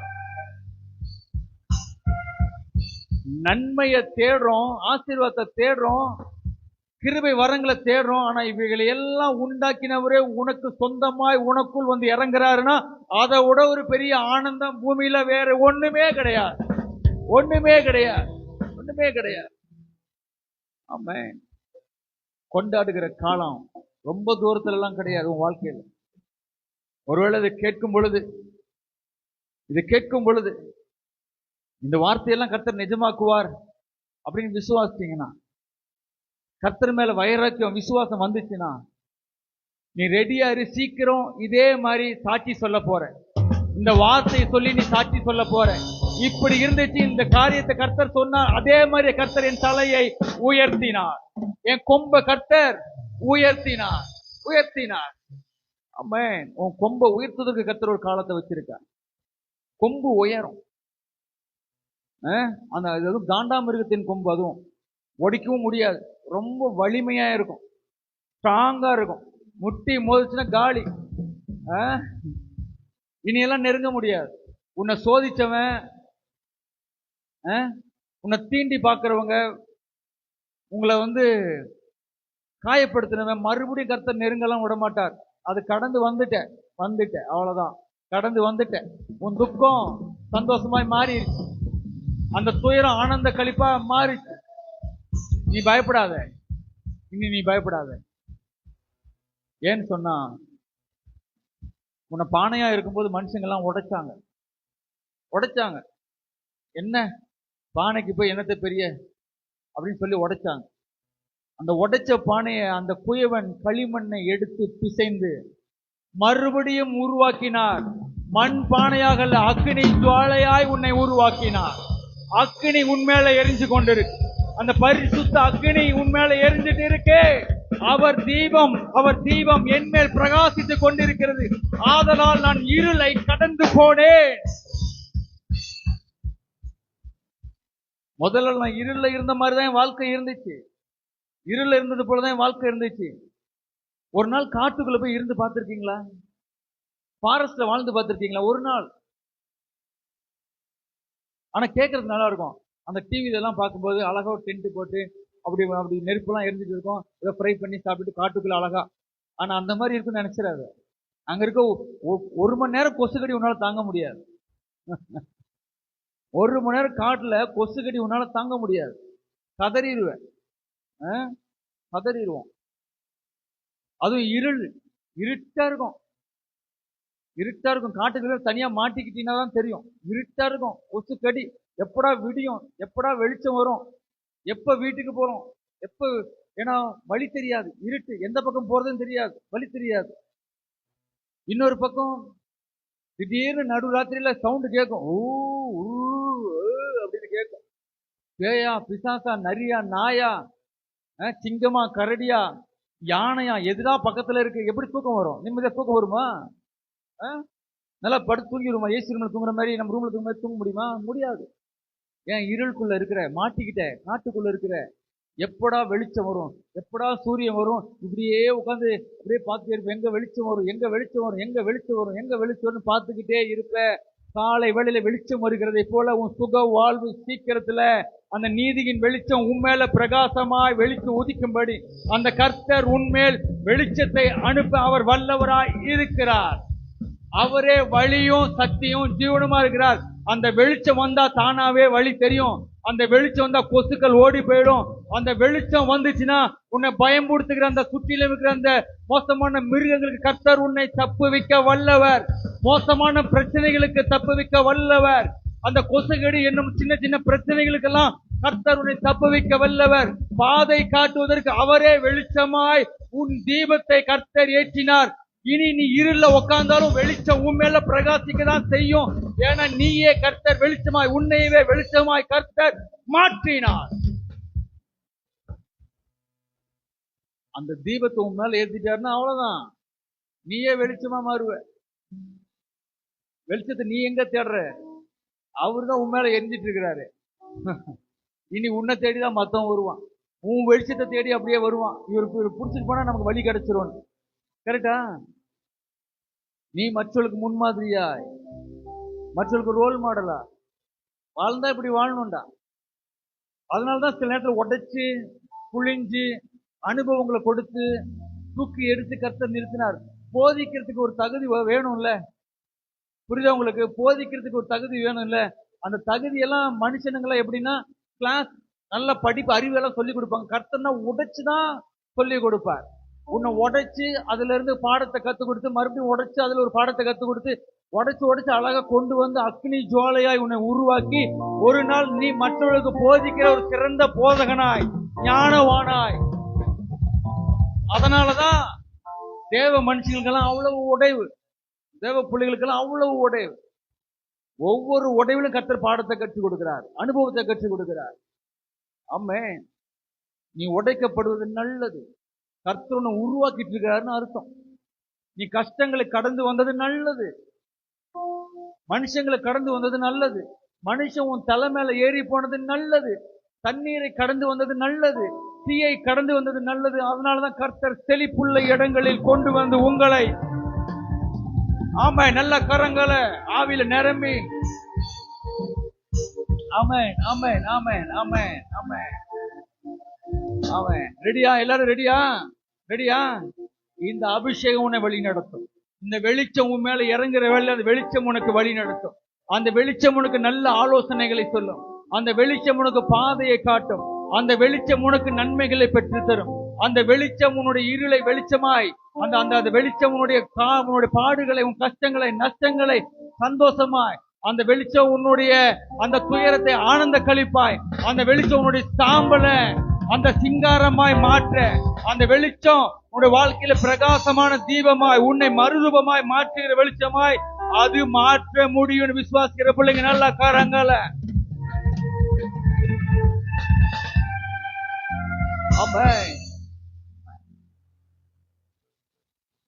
விடமாட்டார்.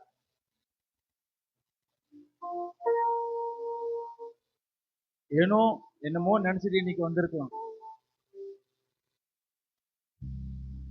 இது உன்னுடைய நேரம். எத்தனையோ முறை இதுக்கு முன்னாடி நான் வந்திருப்பேன். சிலருக்கு நிறைய அற்புதங்கள் நடந்துச்சு, சிலருக்கு தாமதிச்சிருக்கலாம். ஆனா இந்த நாள்ல கர்த்தர் உன் காயங்களை கட்டினார், தூக்கி சுமக்க ஆரம்பிச்சாரு. இனி அவர் இறக்கி விட மாட்டார். யாருக்காகவும் உன்னை இறக்கி விட மாட்டார். இனி மனுஷனாலும் பேசுறதுக்கு விட்டு கொடுக்கவும் மாட்டார்.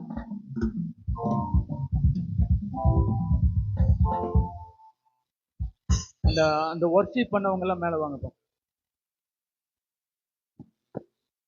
மேல வந்து அப்படி பின்னாடி நில்லுங்க.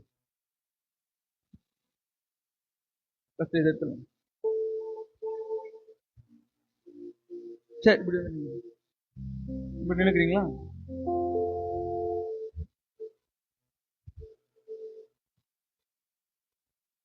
நினைங்க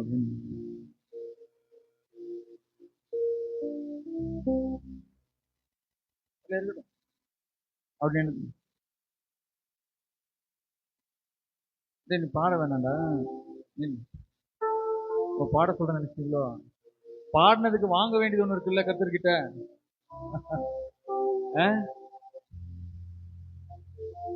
பாடும்போது தேவ பிரசன்னை எப்படி இன்னைக்கு இறங்கி வந்து உணர்ந்தீங்களா? ஆவியானுடைய வல்லமை அவ்வளவு